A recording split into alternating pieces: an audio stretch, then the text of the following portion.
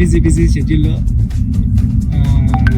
చిన్న రిలీఫ్ కోసం ఈ టెన్షన్స్ అన్నట్ల నుంచి నన్ను ఓ పర్సన్ వచ్చి డ్రైవ్ తీసుకొచ్చారండి. ఎవరో తెలుసా సార్? ఎవరో తెలుసా అండి? Thank you Charan sir.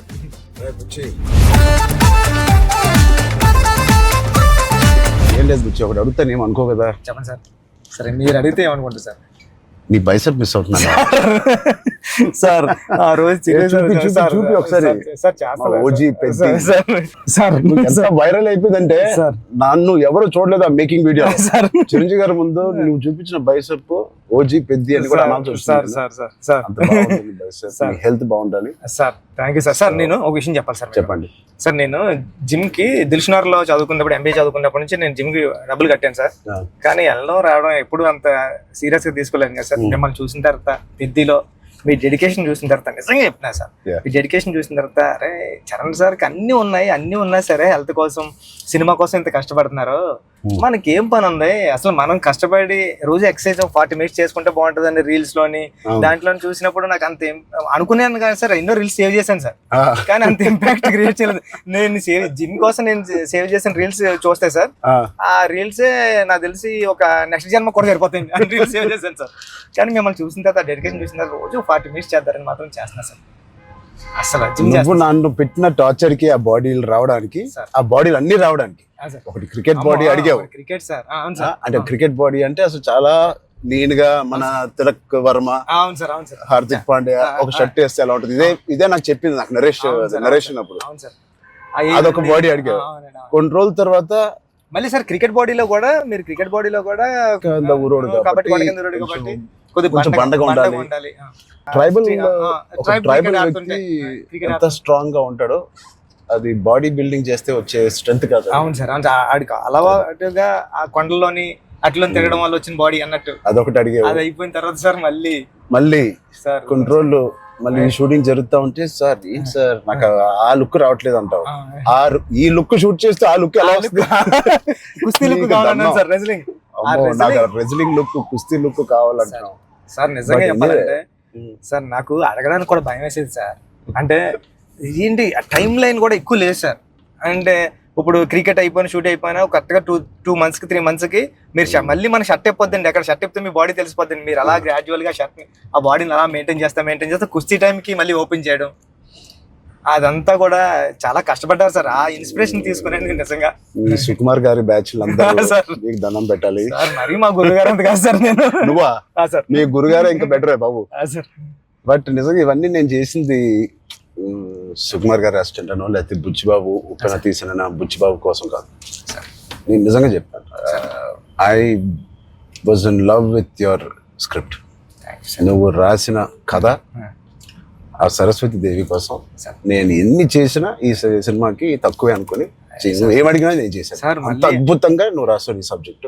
ఆ సబ్జెక్ట్ కోసం ఆ సబ్జెక్ట్ చేయించుకుంది నాతో అనొచ్చు. నేను నువ్వు కాదు సార్ నువ్వు రాసిన సబ్జెక్ట్ అంటే సార్. Thank you sir. కానీ అంటే మళ్ళీ ఇది అయిపోయిన తర్వాత ఇంకొక సెటప్ ఉంది అండి. మళ్ళీ దానికి బాడీ ఇచ్చారు. Surprising sir. కానీ ఆ బాడీ ఇవ్వడం కానీ ఇది చాలా స్ట్రగుల్ సార్. అంటే మీ మూడ్ స్వింగ్స్ అన్ని అంటే అక్కడ మళ్ళీ మీరు మళ్ళీ కష్టపడి ఆ ఇసుకలో దిగాల, అబ్బాయి ఎండల్లో షూటింగ్ చాలా చాలా టఫ్ అయిపోయింది సార్. నన్ను మాత్రం క్షమించండి. నిజంగా మనస్ఫూర్తిగా చెప్తున్నాను, నాకు ఏ రోజు కష్టం ఎందుకు అనిపించలేదు అంటే I really enjoyed this process. నచ్చిన పని చేసేటప్పుడు శ్రమ తెలియదు అంటారు కదా, నాకైతే అలా అనిపించింది. బట్ ఇవాళ షూటింగ్ అయిపోయిన తర్వాత నాకు బాగా తెలుస్తుంది, ఎందుకంటే నొప్పులు ఎక్కడెక్కడి నుంచో నొప్పులు బయటకు పడుతున్నాయి. ఇది మా పాపను కూడా ఎత్తుకోవడానికి ఈ చెయ్య కొంచెం నొప్పేస్తుంది. రేపు ఎల్లుండో వెళ్ళి చిన్న ఎక్స్రే తీయాలి. అంటే ఆ కుస్తీలో చేయి పట్టి పట్టి పట్టి అది అదురు ఉంటది, అదిరి కొంచెం ఏదో అయింది దీనికి. మళ్ళీ మీకు చేతికి అది కుస్తీలో పట్టడం, ఆ పైల్వాన్స్ అందరం తిరగేయడం అట్లతో పాటుగా మళ్ళీ సార్ పైగా నువ్వు పెట్టింది ఆర్టిస్ట్ కాదు, నిజమైన పైల్వాన్స్. వాళ్ళని బతిమాలి బాబు నువ్వు యాక్టింగ్ చేయరా బాబు అని చెప్పడానికి వాళ్ళకి టర్న్ అవడం గట్రా రావట్లేదు సార్. సినిమా యాక్షన్ చెప్తే వాళ్ళు నిజంగా కుస్తీ నిజంగా పట్టుకున్నారు. పాపం సారీ సార్ అంటున్నారు. మళ్ళీ స్పోర్ట్స్ మ్యాన్ ఇన్స్టింక్ట్ ఉంటుంది కదా, స్పోర్ట్స్ మ్యాన్ స్పిరిట్, అది ఎంత మనం యాక్టింగ్ చేయరా అన్నా కూడా రాదు వాళ్ళకి. అలా నాకే ఊపు వచ్చే ఒరిజినల్ గా వచ్చేసి మిమ్మల్ని మీ ఒక పైల్వాన్ అయితే పట్టుకొని వచ్చేసి టప్ అని మీ నెక్క దగ్గర పట్టుకొని అదెందుకు సార్ కుస్తీలో మీ కొన్న మీద అంత దెబ్బ తగిలింది అయితే నేనైతే పానిక్ అయిపోయాను సార్ నేను లేచి అదైతే చాలా అంటే దేవుడు ఉన్నాడు కాబట్టి జరిగింది సార్ కన్ను మీద అంటే నాకు చిరంజీవి సార్ ఏం చేస్తారని భయం వేస్తుంది. సెకండ్ హాఫ్ మనం సినిమా రన్ త్రూ లో కదా తీసాం. అవును సార్, సినిమా రన్ త్రూ లోనే మన షూటింగ్ కూడా సీనిక్ ఆర్డర్ లోనే తీసాం మన సినిమా. అవును సార్. సో అది తీయడం వల్ల ఐ థింక్ నాకైతే చాలా చాలా హెల్ప్ అయింది మీరు అలా తీయడం వల్ల. ఒకటి మనందరికి ఇది జర్నీ ఆఫ్ పెద్ది కాబట్టి బిగినింగ్ టు ఎండ్ ఆ జర్నీ ప్రకారంగానే మనం తీయడం అనేది అందరికి ఆ మూడ్ లో రావడానికి అర్థమైంది. ఈ సీన్ ఎందుకు తీస్తున్నాం అందరికి అర్థమైంది, ఎందుకంటే దాని ముందు రోజే ఆ సీన్ తీసాం కాబట్టి. రన్ త్రూ లో వచ్చేసరికి మన సెకండ్ హాఫ్ అంతా మనం ఒకే టైం పీరియడ్ లో షూట్ చేసాం. అవును సార్. సెకండ్ హాఫ్ అంటే ఏంటి, కల్మినేషన్ ఆఫ్ ఆల్ ద మీరు రాసిన స్టోరీ అంతా culmination. Heaviest action, heaviest emotion, heaviest song second half లోనే పెడతాం. సో అంత హెవీ వర్క్ మనకి లాస్ట్ 65 days లో మనం షూట్ చేసాం. నిజంగా దేవుడు లేకపోతే అంత హెవీ వర్క్, అన్ని కుస్తీ ఫైట్లు, క్లైమాక్స్ ఫైట్, క్లైమాక్స్ సాంగ్, ఇంకో సాంగ్ రే రే రారా ఏమి మనకేం అవ్వకుండా మీకేం అవ్వకుండా నాకేం అవ్వకుండా జరిగిందంటే అది నిజంగా పెద్దకున్న బలం. అది పెద్ద సబ్జెక్ట్ కి పెద్ద స్క్రిప్ట్ చేయించుకుంది తప్ప.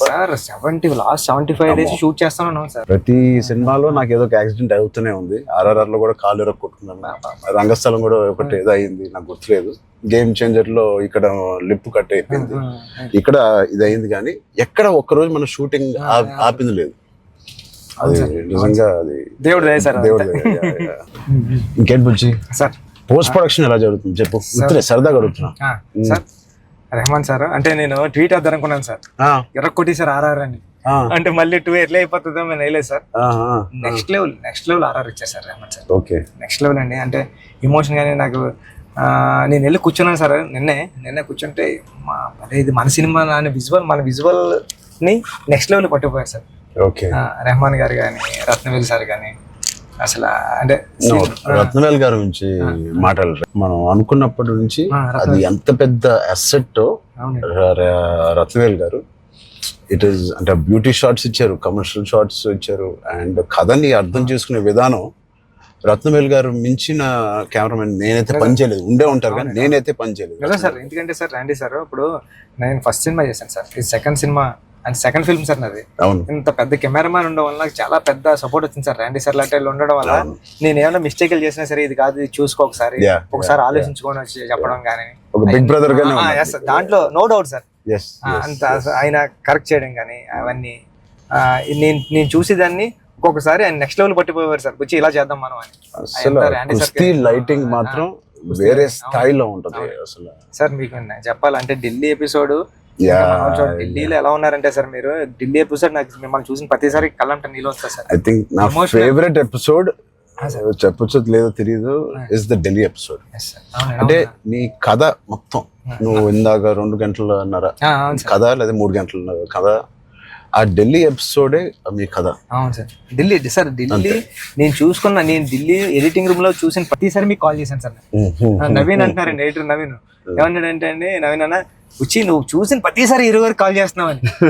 అంటే దాంట్లో ఫ్రేమ్ తీసి కట్ చేద్దామన్నా సరే నాకు భయం వేసి ఇది తీద్దామా లేకపోతే ఇది ఒక్కటే తీసేద్దామా అంటే నువ్వు ఒకసారి గుర్తుపెట్టుకో, ఈ విజువల్ చూసిన ప్రతిసారి నువ్వు రామ్ చరణ్ సార్ కాల్ చేసావు, నువ్వు ఎలా చేస్తావు ఇది అంటే అవునా అయితే తీనని మళ్ళీ దాన్ని హోల్డ్ చేసి దాని బిఫోర్ ఎక్కడ కట్ చేశాను కానీ ఢిల్లీ కట్ చేయలేదు సార్. ఢిల్లీ ఎపిసోడ్ నాకు సినిమాలో నాకు ఫేవరెట్ ఎపిసోడ్. అవును సార్.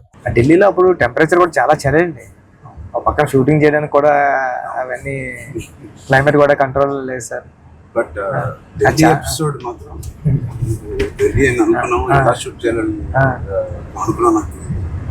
ఆ ఒక్క ఎపిసోడ్ కి రాండీ గారికి 100% మార్క్స్ ఇచ్చారు సార్. అందుకని దాన్ని వైడ్ రేంజ్ ఫ్రేమ్స్ తో స్పాన్ కానివ్వండి, అంత కలర్ టోన్ కూడా ఢిల్లీ దగ్గర కలపలే ఫిల్మ్ కలర్ టోన్ మార్పు సార్.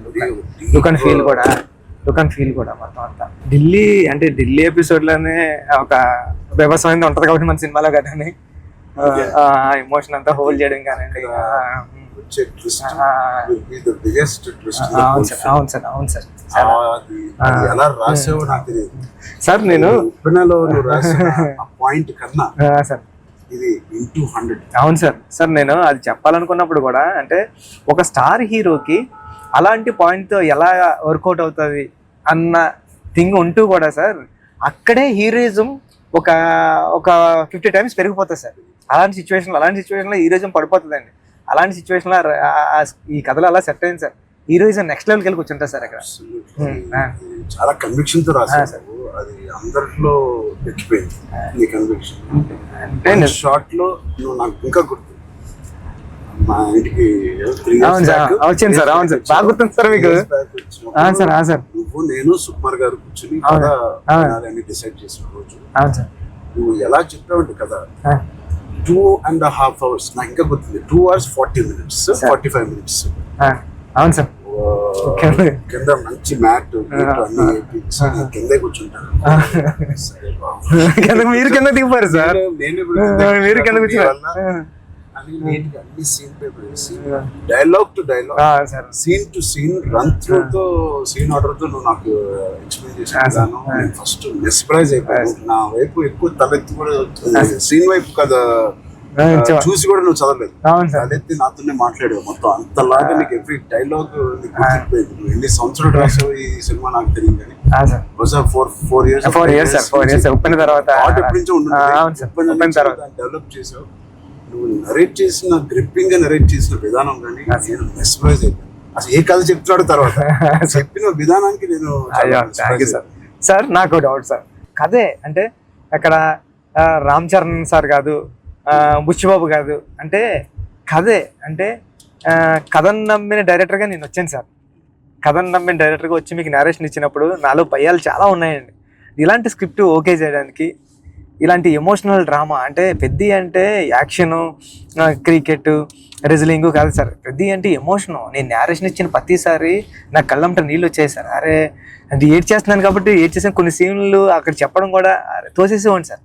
కానీ ఇలాంటి స్క్రిప్ట్ని మీరు విన్నప్పుడు మీ ఫీలింగ్ అంటే మీరు ఏమనుకున్నారు సార్? అంటే ఇలాంటి స్క్రిప్ట్ చెయ్యాలనుకున్నారా వద్దా? సుకుమార్ గారు ఇచ్చిన కాన్ఫిడెన్స్ వల్ల, సుకుమార్ గారి బ్యాచ్ వల్ల ఆయన ఎందుకో నన్ను చేయమని అడగడం ఏదో ఉంటుంది. లేకపోతే నాకు లేదు కదా ఇంకేదో ఉంది కదా అనుకునే టైంలో సడన్ గా ఇది చేసాము. మన ఇద్దరం ఎప్పటి నుంచో రంగస్థలం టైం నుంచి మనం ఇద్దరం పని చేయాలనుకున్నాం. అది ఇంత తొందరగా ఫస్ట్ సుకుమార్ గారు ఏదో ఉంటే తప్పని మనకి చెప్పారు. బట్ నాకేం నచ్చిందంటే పెద్ద అనే ఫిల్మ్ లో నువ్వు అన్అడల్టరేటెడ్ గా అంటే ఏవి కమర్షియల్స్ గా ఆలోచించడం కానీ ఫ్యాన్స్ పరంగా కానీ ఏ ఉద్దేశం లేకుండా ఆ కథకి ఏది న్యాయం అదే నువ్వు రాసావు, అదే నాకు చెప్పావు. అక్కడ నీ నిజాయితీ నాకు ఫస్ట్ నచ్చింది. నా క్యారెక్టర్ లో ఉన్న నిజాయితీ నచ్చింది. పెద్దిగాడి క్యారెక్టర్ లో ఉన్న నిజాయితీ నాకు నచ్చింది. దాని తర్వాత ఏదేమైనా లైఫ్ లో ముందుకు సాగుతూ వెళ్ళాలి అనే point is the biggest point of Peddi. Hurdles వచ్చినా ఇంకోటి ఇవన్నీ దేనికి చేస్తున్నారు, కథ ఏంటి, ఆ కథ ఇవన్నీ దేనికి చేస్తున్నారు, ఇన్ని ఆటలు ఎందుకు ఆడుతున్నారు, అదేంటి cross over athlete. Main point అది sir. Main point cross over athlete. ఆ క్రాస్ ఓవర్ అథ్లీట్ ఒక అథ్లీట్ గా వెళ్ళొచ్చు, ఒక కొంత దూరం వరకు తన జీవితంలో ఏదో ఒకటి సాధించవచ్చు. ఇంత తపంతో how come he went that far to do that and achieve that goal. That I feel identity, గుర్తింపు కోసం. సార్ నిజంగా చెప్పాలంటే ఈ కథ రాయడానికి మెయిన్ కారణం, మీ దగ్గరికి వచ్చి నేరేషన్ ఇవ్వడానికి కారణం అంటే మీరు ఎప్పుడు మెరుపు టైంలో ఎప్పుడు ఎంట్రీ చేస్తే నాకు స్పోర్ట్స్ సినిమా చేయాలని కోరిక అన్నారు సార్. అంటే సార్ టెక్నాలజీ, ఆ గేమ్ తీసే టెక్నాలజీ కానీ స్పోర్ట్స్ లేకుండా ఏదో కుదరక అది నిజంగా ఈ రోజు నాకు నేను అనుకున్నాను సార్. ఆ రోజు చరణ్ సార్ ఒక స్పోర్ట్స్ చేయాలనుకున్నారు, ఈ రోజు నేను క్రాస్ ఓవర్ పెట్టి అని ట్రై చేశాను సార్. సార్ అంటే ఇది నిజంగా చెప్పాలంటే ఒక మాట ఉంది సార్. ఉప్పిన తర్వాత ఉప్పిన రిలీజ్ అవ్వలేదండి. కోవిడ్ టైంలో ఉప్పిన ఓటీటీకి అంటున్నారు సార్. ఓటీటీ వేసేద్దాం చాలా వరకు 1 year 12 months వరకు ఒక వెయిట్ చేశారండి. కానీ ఇంకా కోవిడ్ ఎప్పుడు వెళ్ళిపోతుందో తెలుస్తలేదు సార్. అలాంటి సిచ్యువేషన్లో మా గురువు గారు ఫోన్ చేసి, సుకుమార్ గారు ఫోన్ చేసి అడిగితే, ఒరే ఇంక ఏం చేయలేమరా, ఇంక మనం హోల్డ్ చేసాం, ఇంకా ఈ పాండమిక్ ఎప్పుడో తెలుస్తలేదు, మనం వేసేద్దాం అన్నారండి. ఓటీటీ వెళ్ళిపోతాం అన్న టైంలో ఇంకేం చేయాలో తెలియక సుఖ సార్ని అడిగాను, సార్ ఏం చేస్తే బాగుంటుంది సార్ అంటే, నీ దగ్గర ఉన్న లైన్లు చెప్పరా అన్నారండి. ఈ లైన్ చెప్పాను సార్. ఈ లైన్ చెప్పినంటే సుఖ సార్ అన్నారండి, ఈ లైన్ అదిరిపోద్దురా, చేయరా, మళ్ళీ కొత్త ఫిల్మ్ అయిపోతుంది, ఐడియా కొత్తగా ఉంది అన్నారు. అవునా అని సార్ మీరు నమ్మరు, నాకు స్క్రీన్ షాట్ ఉంది, మా స్టూడెంట్ రామన్ గారు కూడా అది బుక్ మరి రాసిపోయి పిఠాపురం దత్తత స్వామి గుళ్ళకి వెళ్ళి కూర్చొని, నాకు సెకండ్ ఫిల్మ్లో హీరో రామ్ చరణ్ గారు, మీకు చూపిస్తాను సార్ ఎప్పుడు నా ఏదైనా ఇంటర్వ్యూ, రామ్ చరణ్ గారు. అవును సార్, చూపించాను సార్ మీకు. హీరో బెల్లం ఫ్యాక్టరీలో వర్క్ చేస్తూ ఉంటాడు, క్యారెక్టర్ సూపర్ ఉంటుంది, పెద్ది అని రాశాను సార్. ఫస్ట్ ఫిలిం ఇంకా రిలీజ్ కాలేదు, సెకండ్ ఫిలిం రామ్ చరణ్ గారితో డ్రీమ్ అంటే నేను అనుకుంటాను సార్, మనిషి గట్టిగా కోరుకుంటే ఏదన్నా అయిపోతుంది సార్, గట్టిగా కోరుకోవాలి సార్. నాకు కూడా ఇంత గొప్ప సినిమాలో హీరోగా చేయడం అనేది, గొప్ప రైటింగ్ రావడం అనేది, అది కూడా నేను ఎక్కడో అనుకున్నాను, ఎప్పుడో మెరుపు అప్పుడు అనుకున్నాను, ఒక స్పోర్ట్స్ సినిమా చేయాలి మీ సంకల్పమే సార్ అది. అప్పటి నుంచి 10 ఏళ్ళు అయిపోయింది, మెరుపు ఆల్మోస్ట్ 12 years అయిపోయింది. ఆ 12 years నుంచి నా కోరిక, నీ కోరిక ఏదో సరే ఇద్దరిని సుకుమార్ గారు కలిపారు. సుకుమార్ గారు దేవుడు, మా గురుగారు తీసుకొచ్చి, అందుకే నేను ఎప్పటికీ మా గురుగారు 2 పని ఉంటాను సార్. నిజంగా ఏదైనా అంత గట్టిగా అనుకోవాలనేది నాకు మళ్ళీ అనిపించింది. అనుకుంటే సాధ్యం అవుతుంది అనేది, అనుకుంటే అవుతుంది అన్నారు. మీరు ఏదైతే అన్నారో ఇదే మన కథ సార్. పెద్దిగాడు ఏది వదలడే అండి, పెద్దిగాడు పట్టుకుంటే అంటే చిన్న చిన్న ఇన్సిడెంట్లకే ఈ జనరేషన్ అంతానే అది కాదు, ఇది అవుతులేదు అని కొద్ది ప్యానిక్ అయిపోయి రకరకాల డెసిషన్ తీసుకున్నారు కదా సార్. అలాంటి సిచ్యువేషన్ లో పెద్ది చాలా ఇన్స్పిరేషనల్ క్యారెక్టర్ సార్. పెద్దిగాడు అందరికీ హృదయంలో ఉండిపోతారు సార్. పెద్దిగాడు చాలా ఇన్స్పిరేషనల్ క్యారెక్టర్ అండి. అంటే నిజంగా చెప్పాలంటే పాఠ్యాంశాల్లో అంటే బుక్స్ లో ఉండాల్సిన క్యారెక్టర్ అండి. 7th class నాన్ డీటెయిల్ లో ఉంది సార్. అంటే పట్టుదల ఉంటే సాధించలేనిది లేదని. అలాంటి బుక్ లో నేను రాసినప్పుడు నాకు ఆ కథ గుర్తొచ్చిందండి. అరే విక్రమాదిత్య ఏదో అండి అతని పేరు. అతను చాలా స్ట్రగుల్ అయ్యి అనుకున్నదాన్ని రీచ్ అవుతాడండి. అంటే పెద్దికి కూడా విజయం అంత ఈజీగా దొరకలేదండి. పెద్ది చాలా స్ట్రగుల్ అవుతా తన విజయాన్ని, తన డెస్టినేషన్ ని, తన గోల్ ని రీచ్ అవ్వగలిగాడు కానీ అంత ఈజీగా ఈ జనరేషన్ చిన్న చిన్న వాటికే కొద్దిగా ప్యానిక్ అయిపోయి అది కాదు ఇది కాదు అంటారండి. ఇది చాలా ఈ జనరేషన్ సెట్ అవుతుంది. ఈ జనరేషన్ కి చాలా ఇన్స్పిరేషనల్ స్టోరీ. మోటివేషన్ అంటే ఐ ఫీల్ ఒక వ్యక్తికి మోటివేషన్ దొరకడం పొద్దున్న లేసి, అంటే ఇలాంటి సిచ్యువేషన్ వచ్చి నా లైఫ్ లో కూడా వచ్చింది. ఇది వాళ్ళ జనరేషనే కాదు, కోవిడ్ టైంలో అందరికి ఒక రకంగా కొట్టింది కదా కోవిడ్. మానసికంగా కొట్టింది, హెల్త్ పరంగా కొట్టింది, ఫైనాన్షియల్ గా కొట్టింది, ఈ వేరే వేరే రకాలుగా కొట్టినాయి. నాకు కూడా ఒక రకంగా కొట్టింది. And it was very low phase అవన్నీ అను, కానీ ఇట్ ఈస్ అంత స్ట్రాంగ్ వర్డ్స్ నేను వాడట్లేదు, కానీ ఒక కన్ఫ్యూజ్డ్ స్టేట్ లో ఉండేవాళ్ళం. అంటే అప్పటికి RRR మధ్యలో మీకు కూడా సార్, నాకు కూడా RRR 30-40% అయిన తర్వాత ఆ బ్రేక్ పడింది. అయితే 50% తర్వాత ఆ బ్రేక్ పడింది. పీక్ లో నా ట్రైలర్ రిలీజ్ అయింది. అంటే అంత పీక్ బాడీ లో RRR స్టాప్ అయింది. సో ఏం చేయాలి, జిమ్ నేను ఒక అపార్ట్మెంట్ లో ఉండేవాడిని అప్పుడు. దాని తర్వాత ఇప్పుడు ఇంటికి షిఫ్ట్ అయ్యాను కదా. సో అక్కడి నుంచి అసలు ఉన్నారా, మన చుట్టూ ఉన్న వ్యక్తులు ఒక్కొక్కరు చనిపోవడం చూసి ఆ ఉపాసన ఇంట్లో ఉండడం వల్ల ఆ హాస్పిటల్ కాల్స్ విని నేను ఇంకా ఆఖరికి నా హోమ్ థియేటర్ లో కూర్చొని టీవీ చూస్తూ ఉండేవాడిని. పక్కన ఆవిడ అక్కడ ఉండేది, అది వినలేక నేను ఒక్కడనే ఉండలేక, బికాస్ ఆవిడతో ఉంటే ఏదో ఒక కాలక్షేపం ఉండేది. హోల్ కోవిడ్ నువ్వు నమ్మవు, ఉపాసన ఒక రూమ్ లో తన కాల్స్ పాపం తన అందరు పేషెంట్స్ ని డైవర్ట్ చేయడం అవన్నీ చూస్తా ఉంది. నేను ఇంకో రూమ్ లో అలోన్ గా ఆల్మోస్ట్ ఫ్యూ మంత్స్ నేను ఒక్కనే ఉండేది. అది నాకు గట్టి కొట్టేసింది.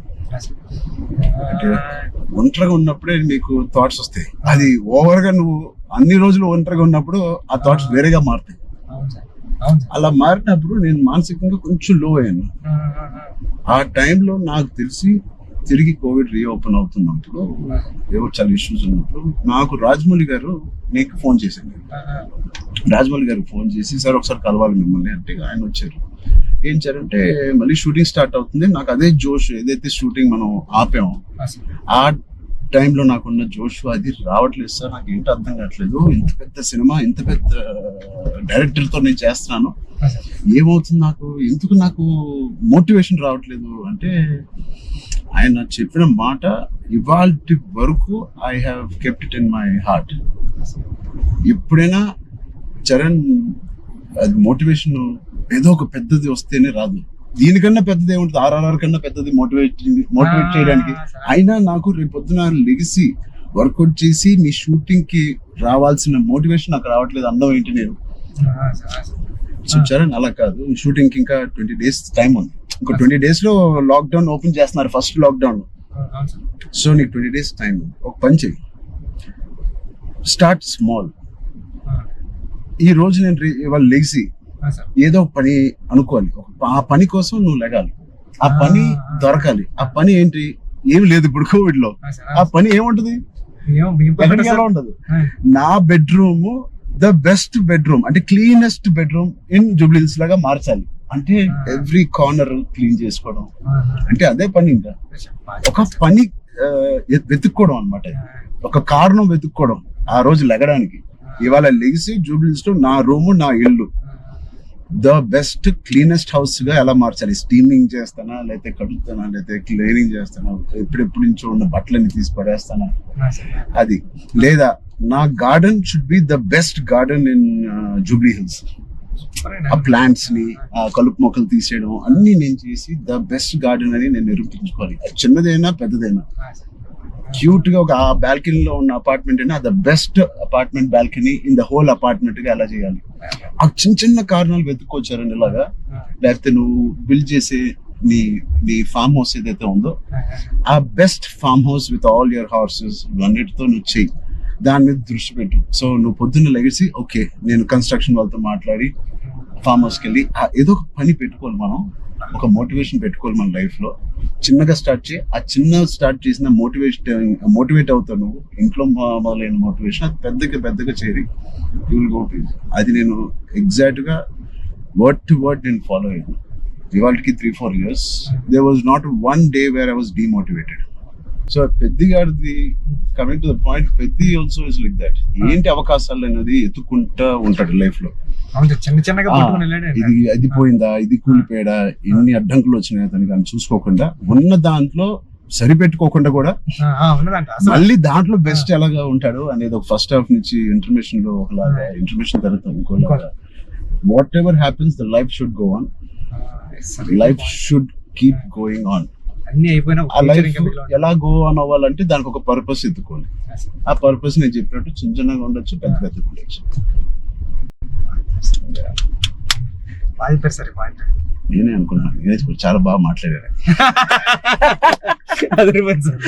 లేదు, ఐ థింక్ ఇవన్నీ ఈ కోవిడ్ నుంచి, కథ నుంచి వెరీ వెరీ ఇన్స్పైరింగ్ కథ. ఈ మధ్య ఒక ఇన్స్పైరింగ్ కథల్లో నేను చూడడం అనేది నేను ఎక్కడ చూడలేదు. అంటే ఒకప్పుడు లగాన్ చూసాను, ఒక దంగల్ చూసాను, స్వయం కృషి ఉంటదండి. అంటే సార్ ఇది ఉంటూ అంటే ఎక్కడ కమర్షియలైజ్ తగ్గదు సార్ పెద్ద.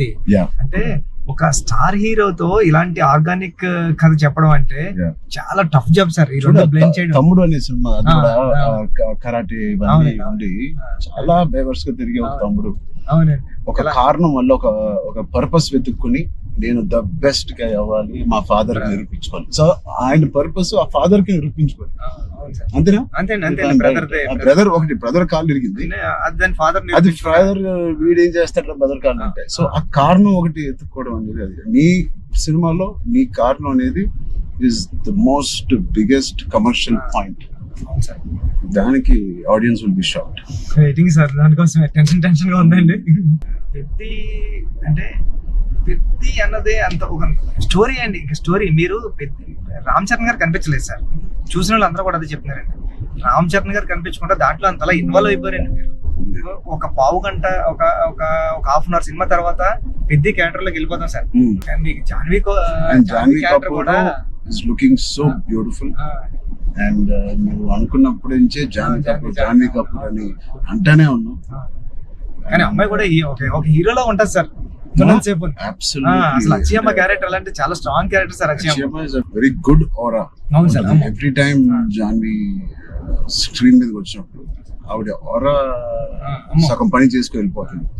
కొన్ని వాళ్ళు అమ్ముకున్న ఆరా ఆవిడకి స్ట్రైట్ దిగిపోయింది. సార్ కొన్ని సీన్స్ లో శ్రీదేవి గారి లాగా అనిపిస్తుంది రేపు వచ్చి సార్. సరదాగా మాట్లాడుకుందాం, అన్ని అయిపోయినాయి. సార్ ఇప్పుడు నిజమైన టాపిక్ మాట్లాడదాం. సార్ చెప్పండి సార్. నిజంగా ఒక మంచి సినిమా తీయాలంటే ఎంత శ్రమ పడతాం మనకు తెలుసు. అంటే ఏది ఇచ్చినా కొద్దిగా మంచి కంటెంట్ ఇవ్వాలని అందరూ గర్వపడే సినిమా, నిజంగా అందరూ ఇన్స్పైర్ అయ్యే సినిమా. ఫ్యాన్స్ అందరికి అది నిజం సార్. ఎందుకంటే Fans అందరికీ చాలా audience. మంచి సినిమా తీశారు మా హీరో గారు అన్న చెప్పుకోవడానికి అంత ఉంటది సార్. మీకు గుర్తుందా సార్, ఈ సినిమా తర్వాత చాలా మంచి పేరు వస్తుంది, మీకు చాలా మంచి పేరు వస్తుంది అని అంటే ఏంటి, చెప్తున్నారు. నేను మంచోని కదా కాదు సార్, మంచి పేరు ఇంకా మంచి పేరు వస్తుందని అంటే సార్ మీరు ఒక మాట అన్నారు గుర్తుందా? ఇన్స్పైరింగ్ గా ఒక ఇన్స్పైరింగ్ పర్సనాలిటీ లైఫ్ అవును సార్, అవును సార్. సార్ మీరు ఒక మాట అనేది గుర్తుంది సార్, అప్పుడు ఉపాసన మేడం గారు ఉన్నారండి. ఉపాసన గారు అంటే బుచ్చి నాకు మంచి పేరు వస్తుంది అంటే ఈ పేరు ఏదో పెళ్లికి ముందు వచ్చింటే ఇంకా సంబంధాలు ఇంకా మంచి సంబంధం వచ్చింది నాకు అని మేడం పక్కన ఉండి చెప్తున్నారండి. మేడం అన్నారండి. లేదు అంటే అంత మంచి కథ రాసావంటే అసలు సంబంధాలు మనకి లైన్ లో వస్తాయి. అంత అయిపోయింది. రెహమాన్ సార్ ఆర్ఆర్ వర్క్ చేస్తున్నారు, లేకపోతే నేను అవ్వకపోతే సార్తో ఇంత అలాగా నేను రాలేను సార్ అని బతిలాడుకున్నాను. అయిపోయింది వర్క్. నీకు ఓలా బుక్ చేస్తాను చెప్తున్నా. సార్ చాలా దూరం తీసుకొచ్చారు సార్ మిమ్మల్ని అన్న.